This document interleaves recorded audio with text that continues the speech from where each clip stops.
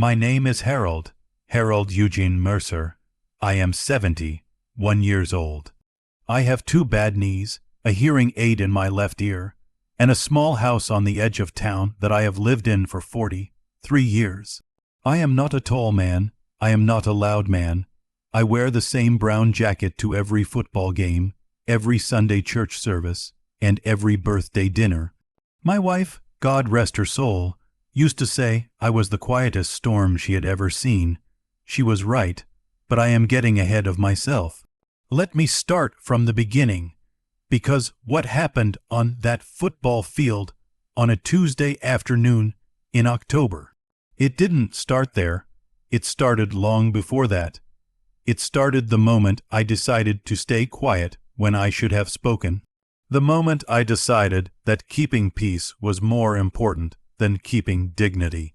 But on that Tuesday afternoon, watching from the bleachers, I saw something that made every hair on my body stand straight up. I saw a grown man, a big man, wearing a whistle and a cap, grab my 12-year-old grandson, Marcus, by the back of his helmet and slam him face first into the ground. Not a tackle, not a drill, a punishment. Marcus hadn't argued. He hadn't talked back. He had simply missed a catch. One catch, and this coach, this man who was supposed to be teaching these boys, grabbed that helmet like it was a handle and drove that child into the dirt like he weighed nothing. I watched Marcus lie there for a second, stunned, confused, embarrassed. I looked around the bleachers. There were maybe 12 other parents sitting there. Some looked away. Some stared at their phones. One woman, I will never forget this, she actually nodded. Like it was fine. Like this boy deserved it. My blood ran cold. I sat very still. I reached into my jacket pocket. I pulled out my old flip phone. Yes, I still use a flip phone. My daughter-in-law makes fun of it constantly, and I made a phone call. A quiet phone call, 3 minutes long, and by Friday, that coach didn't have a job anymore. The school board was in an emergency meeting. 2 news vans were parked outside the athletic facility, and every single parent who had sat in silence on those bleachers was suddenly desperate to get a hold of me.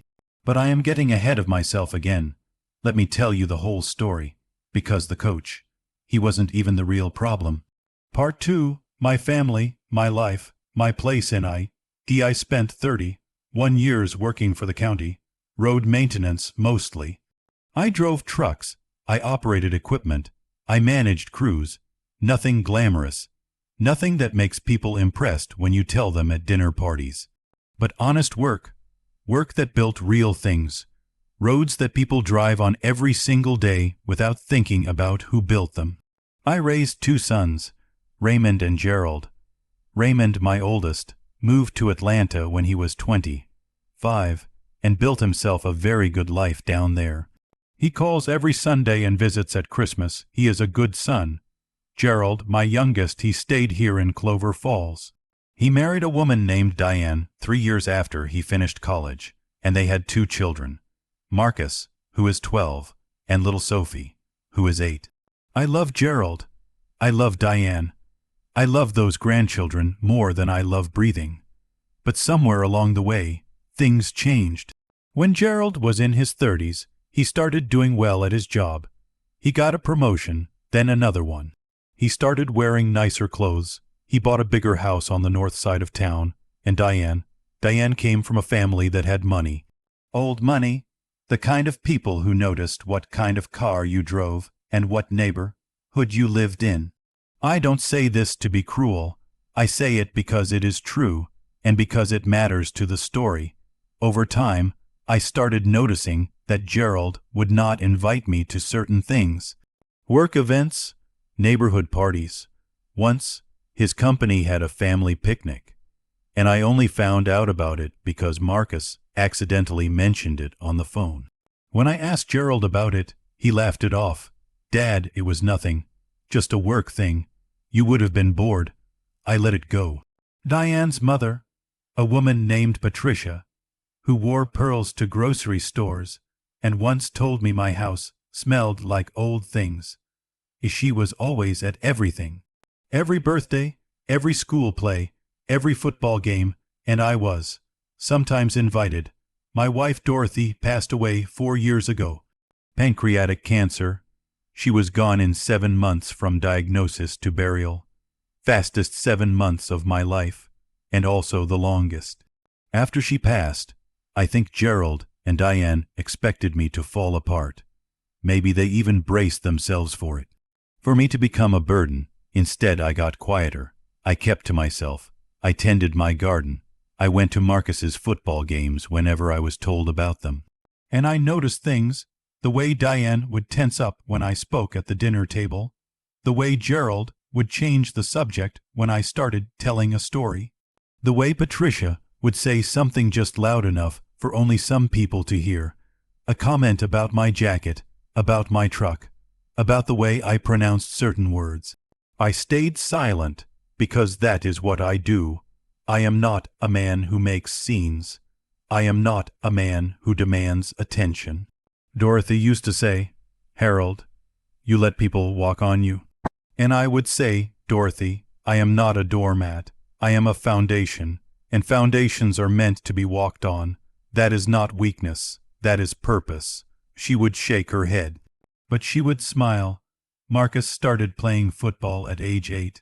He had his grandfather's build, not especially big, but strong. Low center of gravity, quick feet. He wasn't the star of the team, but he was good, consistent, and he loved it. That boy's face when he put on his helmet, it lit up like a Christmas tree. I went to every game I was told about. I say told about because sometimes I found out the day before, sometimes the morning of. Once I found out after the game was already over. But I never complained. I just showed up when I could. This particular season, Marcus had a new coach, Coach Briggs. He had moved to Clover Falls from somewhere in Texas, and he came with a reputation. He had coached a high school team to a regional championship 3 years prior, and people in this town treated him like he was personally recruited from the NFL. He was loud. He was commanding. He was the kind of man who walked into a room and expected everyone in it to adjust. The first time I met him, at the start of season parent meeting, he shook my hand and then looked past me immediately to speak to someone else. Like I was a wall he had briefly touched on his way to somewhere important. I noticed it. I said nothing. In the stands, he was the subject of constant conversation. The parents, especially Diane and Patricia, spoke about him like he was some kind of genius. Patricia once said, in a group of parents, "You know, these boys are lucky. A man like Briggs doesn't come to a town like this every day." The other parents murmured in agreement. I sat in my usual spot, end of the bleacher, brown jacket, cup of coffee from the gas station down the road, because the concession stand charged $4 for the same thing. I watched. Coach Briggs ran hard practices, very hard, for 12-year-old boys. Some of these drills looked more like military training. But I kept telling myself, maybe this is how it is done now. Maybe I am old, and I don't understand modern coaching. I told myself that for 6 weeks, until the Tuesday in October. It was a regular Tuesday practice, 4:30 in the afternoon. I had driven myself, like always.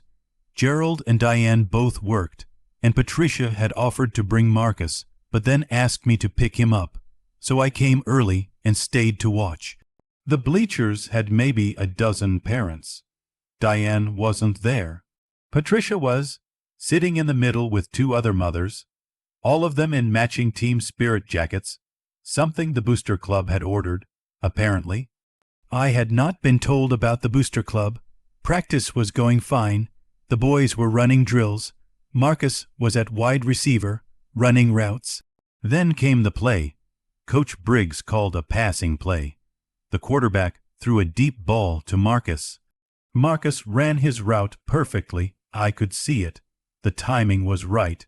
His hands were up, but the ball was slightly behind him, and it hit his fingertips and fell incomplete. A simple, ordinary incompletion, nothing unusual, happens 50 times in every practice. Coach Briggs did not see it that way. He blew his whistle so hard I heard it clear across the field. He stormed over to Marcus, and I mean stormed. This man ate up the ground with his boots, and he got in that child's face. I sat up straighter. He was yelling. I couldn't hear all the words from the bleachers, but I could hear the tone. That hard, cutting, shaming tone. Marcus stood there with his head down, shoulders hunched, the way a child looks when they are trying to make themselves smaller. Then it happened. Briggs reached out, grabbed the back of Marcus's helmet with both hands, and shoved him forward and down into the ground. Hard, not a stumble, a deliberate slam. Marcus hit the turf face first and lay there for a moment. The other boys froze. I froze. Everything on that field went completely still for about 3 seconds. And then Briggs blew his whistle again and shouted, "Get up, run it again." Like nothing had happened. Like he hadn't just thrown a child to the ground. I turned to look at the other parents on those bleachers. One man was looking at his phone. 2 women were in mid-conversation and had barely looked up. Patricia, who was Marcus's own grandmother, watched for a moment, then turned back to the woman next to her and said something, and the woman laughed softly. And then there was a man 2 rows in front of me, a big man in a red jacket whose son was the starting quarterback. He watched Briggs. He watched Marcus get up and dust himself off, and he nodded. He actually nodded. Like, yes, that is what this boy needed. That nod broke something open inside me. I did not stand up. I did not shout. I did not walk down to that field and confront anyone. I reached into my jacket pocket and I pulled out my phone. The phone call now. Here is where I need to tell you something about myself that I have never told Gerald or Diane or Patricia or any of the people on those bleachers. When I retired from county road work 6 years ago, I did not just go home and plant tomatoes. For 31 years, I worked for the county. But for the last 14 of those years, I was not just driving trucks. I was the assistant director of public infrastructure for Clover Falls County. I managed a department of 62 people. I oversaw an annual budget of $8.3 million. I worked directly with the county commissioners, the school board, the Parks and Recreation Department, and the Regional Athletics Oversight Committee. I helped write the current safety and conduct standards for all county youth athletic programs. I know the name of every school board member. I know the athletic director. I know the county superintendent. I know the regional youth sports safety commissioner. They know me, but I am a quiet man. I do not lead with credentials.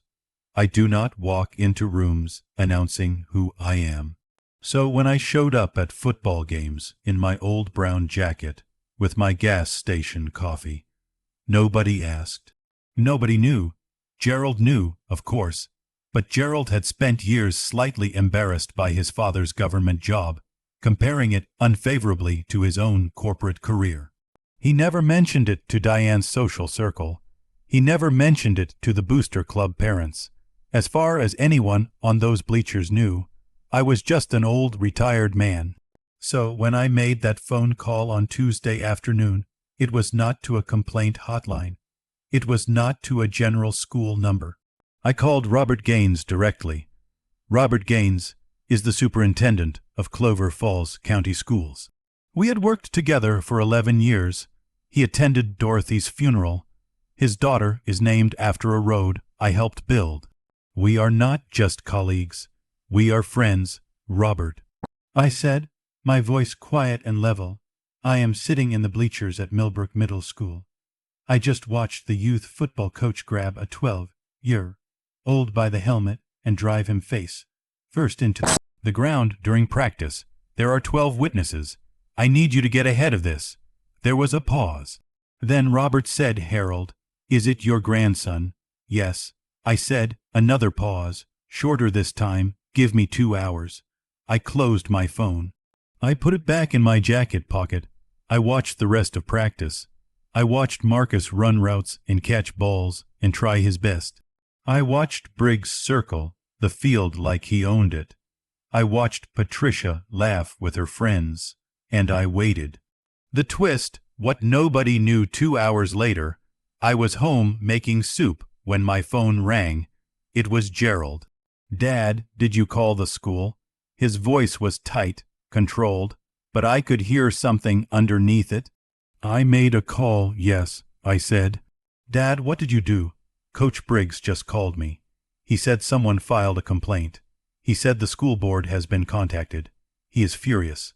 Diane is upset. We have been managing this family's reputation in this community for years, and you just, Gerald, went and made a scene behind our backs without even asking us." "Gerald." He stopped. "Your son was slammed into the ground by a grown adult." I said, "That is not a reputation matter. That is a safety matter. Dad, I know it looked bad, but Briggs has a system." He grabbed a child by the helmet and threw him to the ground. "Gerald, I watched it with my own eyes. If you had been there, you would have. But that's just it, Dad. You don't understand how youth football works anymore. This is how competitive programs operate. Marcus needs to be toughened up, and Briggs is respected in this community. He has relationships with high school scouts. If Marcus wants to have a future in this sport, we cannot have his grandfather calling the superintendent." I set my spoon down very carefully on the counter. "How do you know I called the superintendent?" I asked. "Silence. How do you know his name, Gerald?" More silence. Longer this time. Briggs looked it up. Gerald said finally. "He said someone with connections called in a formal complaint. He doesn't know it was you yet. He will." I said, "Dad, please, I am asking you to let this go. Call Robert back. Tell him it was a misunderstanding. Good night, Gerald," I said. And I hung up. I stood in my kitchen for a long time after that. The soup bubbled on the stove. Outside, the neighbor's dog barked twice and then went quiet. I thought about Dorothy. I thought about what she would say right now if she were standing next to me. I knew what she would say. "Harold Eugene Mercer, it is about time." The next 48 hours Wednesday morning, I received a call from the athletic director of Millbrook Middle School, a man named Patterson. He was polite, professional. He said the school was taking the complaint very seriously and that there would be a formal review of the incident. I thanked him and asked him to ensure that any review included the full roster of parents who had been present at practice on Tuesday, as there were multiple eyewitnesses. He hesitated. "Of course, Mr. Mercer." Wednesday afternoon, Gerald called again. This time his voice was different, more careful. "Dad, I talked to Diane. We think maybe you had a point. Maybe the way Briggs handled Marcus was a bit much. But we just want to handle this quietly, as a family. We don't need it to become a public thing." Then perhaps Coach Briggs should have thought about that before he did it in front of 12 parents. I said, "Can we come over tonight to talk? Come for dinner?" I said, "I'll make enough." They arrived at 7. Gerald in his pressed shirt, Diane in her careful smile. Even Patricia came, which surprised me. She brought a casserole dish that I was fairly certain was store, bought with the label peeled off. We sat at the dinner table, the same table I have eaten at for 40 years, and Diane started the conversation. "Harold, we really appreciate that you care about Marcus. We do, and we're not saying Briggs was completely right. But you have to understand, calling the superintendent, that sends a message to this whole community. Gerald works here, we live here, our children go to school here. One phone call can unravel years of relationship building." I nodded slowly. "Who did you even call?" Patricia asked, fork in hand, voice carrying that familiar slightly elevated tone she uses when she is simultaneously asking a question and announcing that the answer cannot possibly impress her. I looked at her for a moment. Robert Gaines, I said. Patricia's fork paused halfway to her mouth. The superintendent, she said. Yes, you know Robert Gaines. We've known each other for about 15 years. I said. He's a good man, thorough, he'll handle this correctly. The table went very quiet. Diane looked at Gerald. Gerald looked at his plate. How do you know the superintendent, Harold? Diane asked. Her voice had shifted. Very slightly, but I heard it. We worked together when I was with the county. I said simply, doing road work.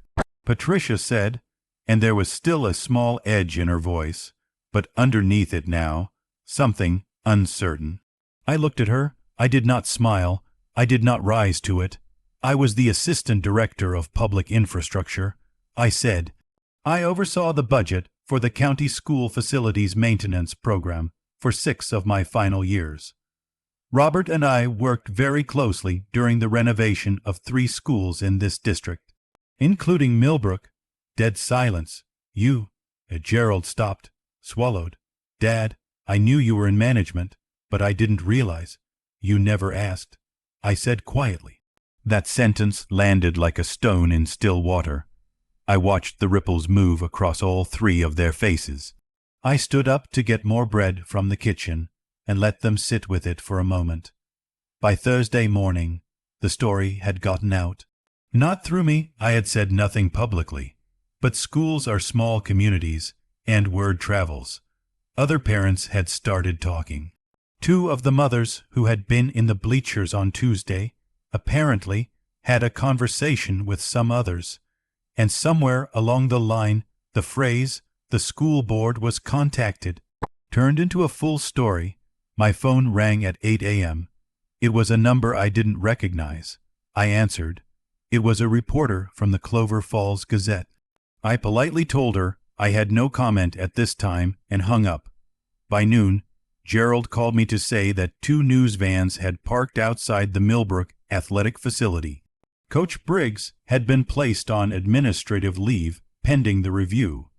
The football team's Thursday practice had been canceled. Gerald's voice was strained. The other parents are calling us, Dad. They want to know if we're the ones who reported it. Some of them are not happy. Are they happy that a coach slammed a child into the ground? I asked. Pause. Some of them are saying it wasn't that serious, that Briggs was just being tough. Marcus is 12 years old, Gerald. I know, Dad. I know. And then Gerald said something that surprised me. Something quiet and different from the 2 days before. I keep thinking about what I would have done if I had been there, if I had seen it happen in real time. And I don't know if I would have said anything. I think I might have just sat there. Like everyone else. I didn't say anything. That bothers me, Dad. Good. I said gently, let it. On Friday, I received a call from Robert Gaines. The review had been completed. 3 other parents had now come forward with written statements about previous incidents during the season, smaller incidents, things they had individually dismissed, but which now formed a pattern. County's youth athletics safety officer had been brought in. Coach Briggs's employment was terminated effective that afternoon. Robert told me something else, too. Something that made my stomach sink. In a different way, Harold, I've been looking into this program. The Booster Club finances in particular. There are some irregularities I need to bring to the board's attention. I can't say more yet, but I want you to know your call didn't just help your grandson. There was more going on here than just one incident on a practice field. I thanked him. I sat down in my armchair, and then the real phone calls started coming. First, it was the man in the red jacket, the one who had nodded. His name was Darren Powell. He was suddenly very concerned about player safety. He left a long voicemail explaining how he had actually been troubled by the incident, but hadn't known what to do, and he just wanted me to know that he supported the decision to report it. Then it was one of Patricia's friends from the Booster Club who wanted me to know that she had always had reservations about Briggs, and she was glad someone had spoken up. Then it was Diane, who called 4 times before I answered. Harold, I want to apologize, she said. The other night at dinner, When I said the things I said about reputation, I had my priorities wrong. I can see that now. Thank you, Diane, I said. Patricia wants to apologize too. She's embarrassed about some things she said. Can she? Tell her she is welcome to call me herself, I said, but only if she means it. A pause. She means it, then I will answer when she calls. Saturday afternoon, Gerald brought Marcus over. Just the two of them. No Diane, no Patricia, no casserole with the label peeled off. Marcus walked in wearing his football jersey, the same one he had worn to practice on Tuesday. He was quiet, the way he gets when something is pressing down on him. We sat on the back porch together, the three of us. I had made lemonade. The yard was doing the thing it does in October, that golden light that makes everything look like a memory. Gerald started to say something, and I held up a hand. I looked at Marcus. How are you feeling, son? I asked. Marcus looked at the ground. He had his grandfather's hands, wide, broad palms, just like mine. He squeezed them together on his knees. Embarrassed, he said, in front of the whole team, about what Briggs did, about not doing anything, about just getting up and running the play again. I leaned forward. Marcus, look at me. He looked up. His eyes were dry, but only barely. You were 12 years old, and an adult in a position of authority hurt you in front of your peers. The fact that you got up and kept going says everything about your character. Everything. Don't you dare be ashamed of how you handled that moment. He breathed out slowly. Were you scared? He asked. When you called, I thought about that honestly. No, I said. I was cold. Like something inside me went very still and very clear. Does that make sense? He nodded slowly. Grandpa, he said, how come you never told us about your job, about knowing those people? I looked at Gerald. Gerald was looking at the yard, because it never came up. I said simply. Marcus looked at his dad, then back at me. Dad told me once that you were just a county worker, that you drove trucks. Gerald closed his eyes. I did drive trucks, I said. For the first several years, there is no shame in that. Every job I did mattered, but yes, over time, I moved into management. I made decisions. I built relationships. I helped design the safety standards that protect boys like you on athletic fields in this county. Marcus stared at me. You wrote the rules. Some of them, yes. He sat back, quiet for a long moment. So when Briggs did that to me, he was breaking your rules. He was breaking rules designed to protect children, yes. Marcus reached over and, without saying anything, took my hand and held it, just for a moment. Then he let go and looked back at the yard. That moment, that small moment, it was worth every quiet year. After Marcus went inside to use the bathroom, Gerald and I sat alone on the porch. He didn't speak for a long time. I didn't push him. Finally, he said, I've been thinking about something Mom said. The last year she was sick. I turned to look at him. She told me, she said, your father has given everything he has to things that matter, and the people he loves have spent 20 years not noticing. She said it quietly, like she wasn't angry. Just sad about it. I didn't say anything. I told her she was being dramatic. I told her you were fine, that you liked your quiet life. He paused. Dad, I think I told her that because it was easier than admitting she was right. The golden October light moved through the yard. There were school functions I didn't invite you to because of what Diane's family would think. There were conversations where I changed the subject when you were speaking because I was worried you'd say something that made us look. He stopped, his jaw tightened. I am ashamed to even say it. Then don't say it. I said, I know what the word is. You don't need to say it. I'm sorry, Dad. The word landed gently, real. Not managed, not calculated. I know, I said. I should have been at that practice. He said, I should have been there. I would have seen it. And if I had just been a little bit less, if I had cared a little less about what people thought of us, I would have done exactly what you did. Maybe, I said, or maybe it took 70. 1 years of staying quiet to know exactly how to be loud when it counts. He looked at me, and I saw something in his face I hadn't seen in a very long time. Not the pressed shirt, carefully managed face of the man he had become. Something younger, something I recognized. My son. I miss Mom. He said, I know. I said, me too. We sat there until the light changed. 2 weeks later, Robert Gaines called again. The investigation into the Booster Club finances had revealed that Coach Briggs had been receiving improper payments. Money funneled from the Booster account to a private training company that Briggs personally owned. Parents had unknowingly been contributing to a program that was enriching the coach directly. Total figure was substantial. 2 board members who had helped facilitate the arrangement resigned. There were talks of legal proceedings. Robert told me quietly, Harold, if you hadn't made that call when you did, this might have gone on for another 2 or 3 years. A lot of families were being taken advantage of. I sat with that for a moment, 1 phone call, 3 minutes long, because a child was thrown to the ground and nobody else said a word. Darren Powell, the nodding man, left another voicemail. This one was shorter. He said, Mr. Mercer, I owe you an apology, not just for nodding. For a lot of things I've let slide this season. I was too impressed with a man who didn't deserve it. My son saw me nod that day. I've had to explain myself to a 12-year-old. I think that's the most uncomfortable conversation I've ever had, and I deserved every second of it. I called him back. We talked for 40 minutes. He was a decent man who had made a poor choice in one moment. I believe he understood that. Patricia called on a Sunday morning, 3 weeks after it all began.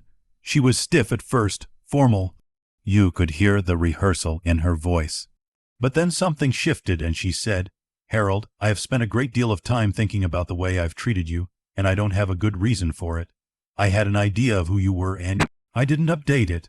I looked at your jacket and your truck and your flip phone, and I thought I had the whole picture. I listened. Dorothy was a good woman, and she loved you very much. I used to wonder why, because I couldn't see what she saw. I think I understand it a little better now. It was not the most eloquent apology I have ever received, but it was honest, and honest is worth more than eloquent, in my experience. Patricia, I said, I want you to know something. I never asked anyone to see me a certain way. I never needed the credit. I just needed people to see my grandson. She was quiet. That is all I ever asked. I said, see him, show up for him, don't nod when someone hurts him. I understand, she said. Good, then come to Sunday dinner. I'm making a real casserole this time. She laughed. It was surprised and genuine. We are not best friends, Patricia and I. We may never be, but we understand each other now, and that is enough. A month after the incident, Marcus started playing again. The team got a new interim coach, a young man fresh out of college who was earnest and careful and consulted with parents constantly, sometimes too much, but nobody was complaining.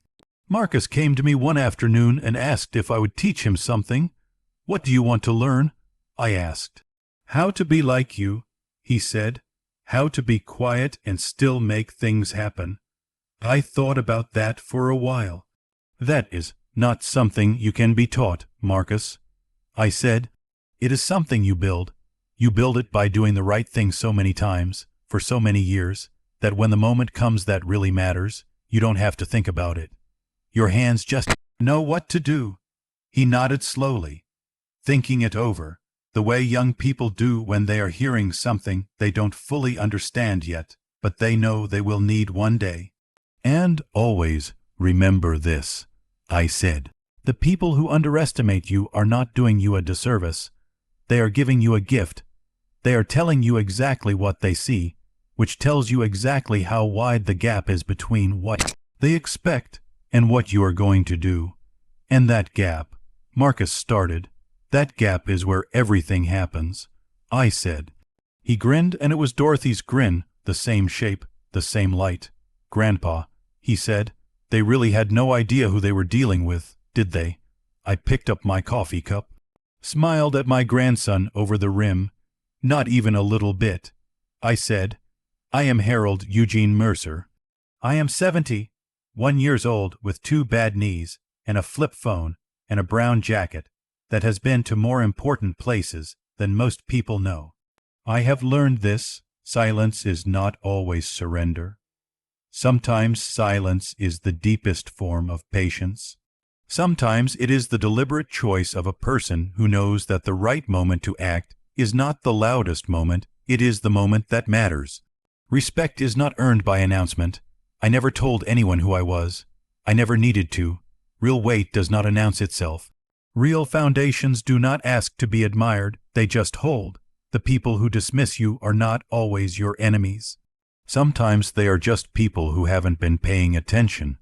And sometimes, if you give them the chance, they will look up and see clearly.